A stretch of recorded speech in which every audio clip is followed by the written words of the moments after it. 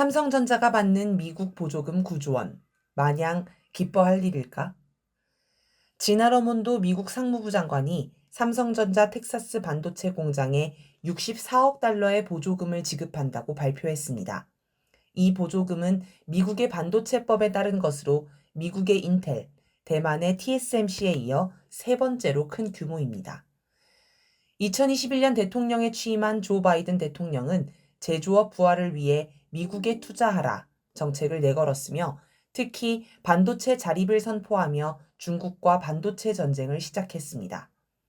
반도체 분야에서 중국을 완전히 배제하고 설계부터 생산, 이용까지 모든 공정을 미국 내에 구축하겠다는 것입니다. 또 2030년까지 미국 내 반도체 생산량을 늘려 전 세계 점유율을 20%까지 끌어올릴 계획입니다. 이를 위해 미국은 2022년 반도체 보조금 390억 달러와 연구개발 지원금 132억 달러 등 5년간 총 527억 달러를 지원하는 내용의 반도체법을 제정하였습니다. 그리고 이번에 삼성전자가 보조금을 받게 된 것입니다. 바이든 대통령은 15일 성명을 통해 이번 보조금 지급 발표를 통해 삼성이 400억 달러 이상을 투자할 것이라고 했습니다. 삼성전자는 텍사스주 테일러시에 170억 달러를 투자해 반도체 공장을 건설하고 있었는데 보조금 결정에 맞춰 투자액을 2030년까지 총 450억 달러로 2.6배 이상 늘렸습니다. 미국의 전략 변화. 그런데 미국의 이런 조치는 이전과 다른 양상으로 보입니다. 미국은 과거 다른 나라 경제와 기업을 희생시켜서 미국의 이익을 추구하는 전략을 주로 사용했습니다. 예를 들어 1985년 플라자 합의 때는 일본의 엔화 가치를 강제로 상승시켜서 일본 기업의 미국 수출을 막았습니다. 일본의 많은 기업들이 수출 경쟁력을 잃고 몰락하였고 그 틈에 미국 기업은 다시 살아날 수 있었습니다. 또 1980년대 들어 반도체 분야에서 일본이 미국을 추월하자 1986년 미일 반도체 협정을 강제로 체결해 일본 반도체 기업을 무너뜨렸습니다. 그러니 예전 같으면 미국이 자국 기업인 인텔을 살리기 위해서 삼성전자를 희생시키는 방법을 사용했을 것입니다. 그런데 지금 미국은 인텔을 살리면서도 삼성전자를 미국에 유치합니다. 양상이 달라졌습니다. 왜 미국은 전략을 변경하였을까요? 삼성전자가 공시한 지분 구조를 보면 2023년 4분기 말 기준 외국인 지분율이 55%에 이릅니다. 이들의 국적을 따져보면 미국이 가장 높습니다. 특히 세계 최대 자산운용사인 미국의 블랙록이 5% 이상 지분을 가지고 있습니다. 그러니 삼성전자는 경영진이 한국인이고 본사가 한국에 있는 한국 기업이긴 하지만 실소유주를 따져보면 이미 국제 자본이 지배하는 기업입니다. 미국은 이런 지분 구조를 보고 삼성전자를 희생시키기보다 미국 내에서 키우는 것이 유리하다고 판단했을 수 있습니다. 그리고 무작정 삼성전자를 희생시키면 한국 내 반발이 있을 수 있습니다. 그래서 이주용 회장의 삼성전자 지배 구조를 인정해 주는 것입니다. 이렇게 하면 겉으로는 한국 기업의 이미지가 있기 때문에 한국과 삼성전자의 반발을 줄일 수 있습니다. 그러나 무엇보다도 삼성전자를 미국으로 끌어들이는 것이 미국의 이익을 극대화하는 방향이기 때문입니다. 미국 경제 위기는 제조업의 몰락에서 시작됐습니다. 미국의 경제 구조는 현재 금융자본이 중심입니다. 세계가 미국 중심의 일극체제로 되면서 미국은 부를 더 많이 축적하기 위해서 제조업을 중국 등 해외로 이전하고 금융자본 중심으로 경제를 성장시켰습니다. 그런데 이제는 미국의 일극체제가 막을 내렸습니다. 금융자본만으로 미국의 세계 경제를 통제하기 어렵게 된 것입니다. 특히 중국의 급성장은 미국 경제 패권을 위협하고 있습니다. 미국은 2018년부터 미중 경제전쟁에 돌입합니다. 중국의 값싼 물건에 높은 관세를 붙여서 수입을 제한하고 동맹국들에도 중국과 경제 협력을 줄일 것을 강요했습니다. 중국과 경제 분리를 시도한 것입니다. 그런데 중국과 경제를 분리하면 할수록 물가 상승으로 오히려 미국이 피해를 보는 현상이 발생하게 되었습니다. 그동안 제조업을 등한시하여 미국 자체로 값싼 물건을 생산할 수 없게 된 것이 원인입니다. 거기다 값싸게 들어오던 중국산 제품에 높은 관세가 붙는 것도 미국의 물가 인상에 한몫했습니다. 미국은 향후 중국과 경제전쟁을 이어가기 위해 어떻게든 제조업을 살려야 합니다. 그래서 다시 제조업을 부활시키려고 하지만 인건비, 임대료, 건설비, 공과금 등이 너무 비싸고 기술력이 떨어져 쉽지 않아 보이긴 합니다. 이런 배경이 삼성전자를 몰락시키기보다는 미국 내에 유치하기로 한 결정적 이유로 보입니다. 미국의 이득.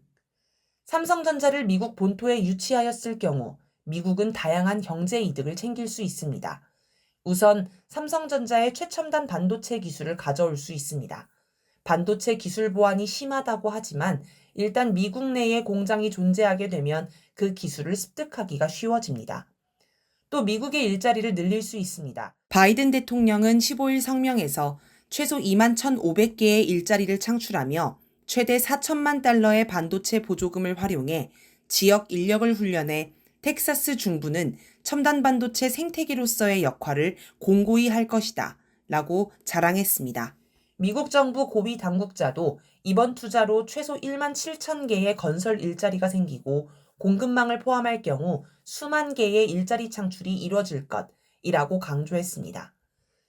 그리고 값싼 반도체를 빠르게 공급받을 수 있습니다. 그동안 미국은 아시아에서 생산한 반도체를 주로 수입했습니다. 2021년 기준 시스템 반도체 대미 수출국 1위는 말레이시아로 무려 점유율 61.1%를 차지합니다. 메모리 반도체 대미 수출국 1, 2위는 대만과 한국으로 각각 49.6%, 24.4%의 점유율을 기록했습니다. 요즘은 베트남, 태국, 인도도 점유율을 높이고 있습니다. 그런데 아시아에서 반도체를 수입하려면 운송비도 많이 들고 시간도 오래 걸립니다. 미국 내에서 직접 반도체를 생산하면 이런 문제를 해결할 수 있습니다. 한국의 손해. 물론 이런 것들이 미국 경제에는 도움이 되겠지만 한국 경제에는 도움이 되지 않습니다. 벌써부터 우려의 목소리가 나옵니다. 반도체법은 중국을 견제하기 위해서 만들어진 법입니다. 반도체 보조금을 받은 기업은 향후 10년간 중국의 반도체 공장을 짓거나 설비를 늘리는 데서 제한에 걸리며 적발시 보조금을 반환해야 합니다. 그런데 미국 반도체 산업협회와 보스턴 컨설팅 그룹이 지난 2021년 작성한 불확실한 시대의 글로벌 반도체 공급망 강화에 따르면 미국, 한국, 대만, 중국의 첨단 반도체 공장을 짓고 10년간 운영했을 때 드는 비용이 미국을 100이라고 했을 때 한국, 대만은 78, 중국은 63으로 나왔습니다. 그러니 중국이 아닌 미국의 반도체 공장을 짓는 것 자체가 손해보는 일입니다. 삼성전자는 그동안 중국에서 값싼 인건비와 원자재를 이용하여 저렴한 반도체를 대량 생산해 왔습니다. 앞으로 중국에서 전기차나 인공지능 같은 첨단 산업이 발전하면 반도체 수요가 늘어날 것이므로 더 많은 이익을 얻을 수 있습니다. 그래서 중국에 더 많은 투자를 해야 하는데 반도체법에 막혀서 모든 기회를 날려버릴 수 있습니다. 또 중국이 보복할 수도 있습니다. 그간 한국 경제를 지탱해온 것은 전체 수출의 20% 이상을 차지해온 반도체 수출이었고 그 가운데서도 대중국 수출이 무려 49.9%나 됩니다. 그런데 한국이 미국의 반도체 전쟁에 편승해 철저히 미국 편을 들면서 중국 투자를 멈추면 중국이 가만히 있지 않을 것입니다. 한국의 대중국 반도체 수출이 막히면 그야말로 한국 경제에 지옥문이 열립니다. 반도체법에 따른 보조금을 받으려면 미 국방부 등 국가안보기관의 반도체 생산시설 접근을 허용해야 하고 미 상무부에 상세 회계 자료를 제출해야 하므로 기술 및 영업비밀이 유출될 수도 있습니다. 이렇게 되면 우리나라 주력 수출 분야인 반도체 산업을 미국에 빼앗기게 됩니다. 게다가 삼성전자가 초과 이익을 내면 보조금의 최대 75%를 미국 정부와 공유해야 합니다. 지금 당장은 보조금을 주지만 나중에는 이것을 회수해 갈 수도 있습니다. 삼성전자가 미국 투자를 늘리면 한국 투자는 그만큼 줄어들 것이고 오히려 한국 공장을 축소하고 근로자를 해고하게 될 수도 있습니다. 게다가 인텔, TSMC, 삼성전자 등 반도체 기업들의 대규모 미국 공장 건설이 비슷한 시기에 몰리면서 공장이 가동될 즈음에는 공급 과잉 현상이 나타날 수 있습니다. 공급에 비해 수요가 많을 때는 2등, 3등 기업도 돈을 벌 수 있지만 반대로 수요에 비해 공급이 넘치면 경쟁에서 밀린 기업은 결국 도태되고 맙니다. 미국 기업인 인텔, 파운드리 분야 1위인 TSMC에 비해 삼성전자는 미국에서 매우 불리한 위치에 서게 될 것입니다. 이처럼 우리에게 불합리하고 불리한 점들이 너무 많지만 반도체 기업의 미국 투자는 울며 겨자 먹기로 추진되고 있습니다. 미국이냐, 중국이냐 결정하라는 미국의 압박에 한국 기업은 선택의 여지가 없는 것입니다. 이렇게 미국만 따라가다 한국이 망하게 생겼습니다. 이 문제는 삼성전자 같은 개별 기업이 해결할 수 없습니다. 정부가 나서서 외교로 풀어야 합니다.